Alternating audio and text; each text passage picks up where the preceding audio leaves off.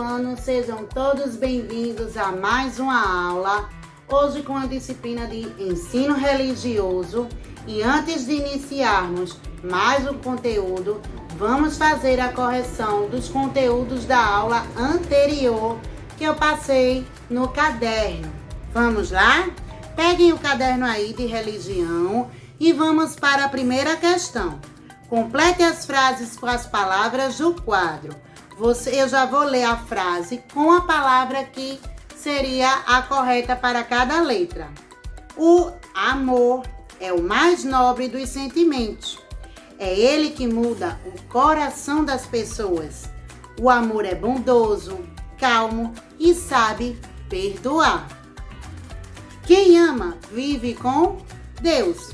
Segunda questão. Pinte as palavras que dizem como podemos ajudar as pessoas a serem mais gentis. Então, vocês irão pintar as palavras servir, valorizar, compreender, estimular, amar e perdoar. Terceira questão. Qual era a missão de Paulo depois que ele conheceu Jesus?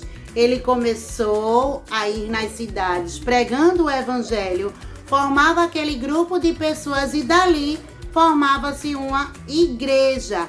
E que ele também se comunicava com todas as igrejas que ele formava através de cartas. Próxima questão. Cite 3 atitudes necessárias para uma comunidade viver em harmonia. Essa é uma questão pessoal, mas deve haver colaboração, deve haver respeito, compreensão, deve haver também o amor para que aquela comunidade viva em harmonia. Quinta questão. E para você, o que significa o amor? Então, também é uma questão de ordem pessoal. Então, para ti, a Clei, o amor significa o sentimento mais bonito que há na Terra.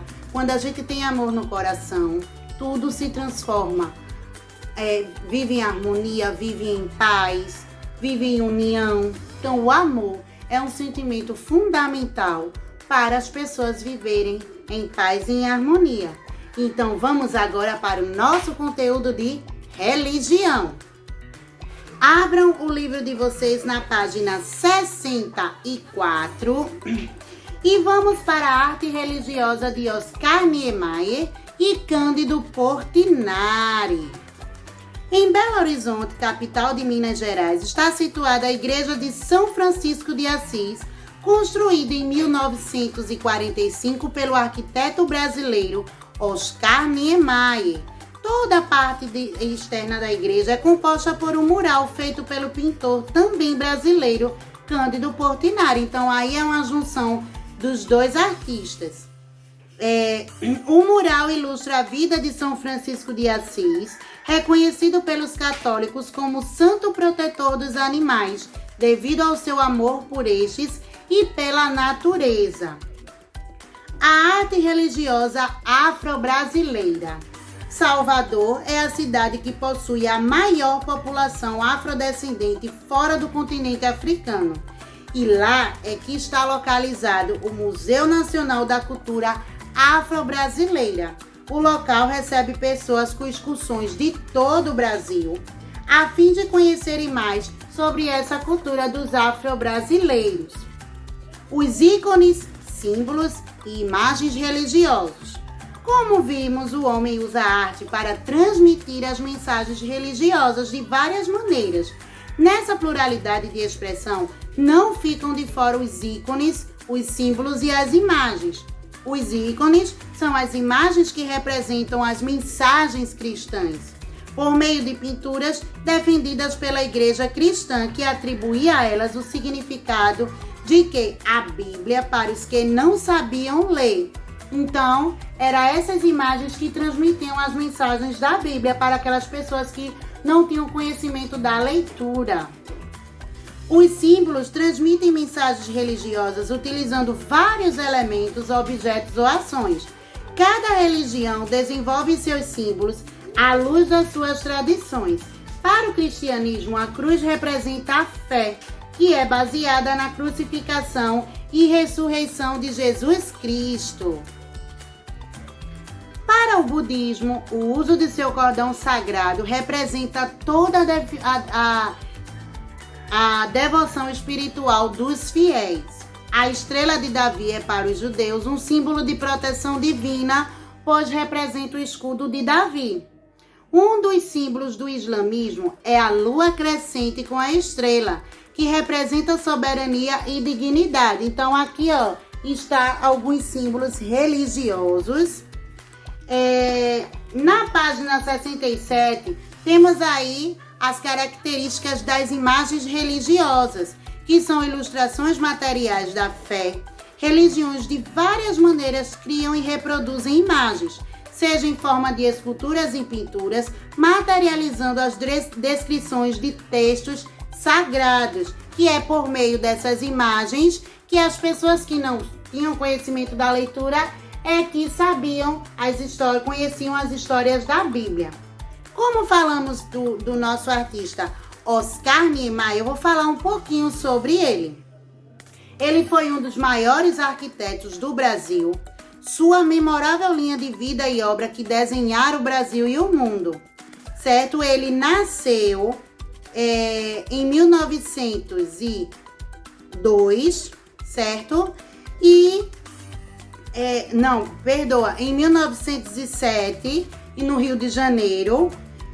Nos anos 20, né, naquela época, o Rio de Janeiro era a capital do Brasil e sua noite era uma festa, bares, cafés, arrasta-pés, e Niemeyer a mil adoravam a seresta. Em 1928, Oscar Niemeyer casa-se com Anita Baldi e começa a paixão pelo desenho. Então ele começou essa paixão depois que ele casou-se, já que a esposa dele era descendente de imigrantes italianos que vieram da província de Pádua. Então, em 1937, ele projeta a obra do berço no Rio de Janeiro e foi aonde ocorreu o seu primeiro projeto construído. Então, tá aqui, Oscar Niemeyer, um grande arquiteto, né? Ele aqui fazendo o esboço dos seus projetos. E aqui, foi uma obra de Oscar Niemeyer. A catedral que fica em Brasília, é uma catedral bastante conhecida, e esse projeto aqui foi feito por Oscar Niemeyer.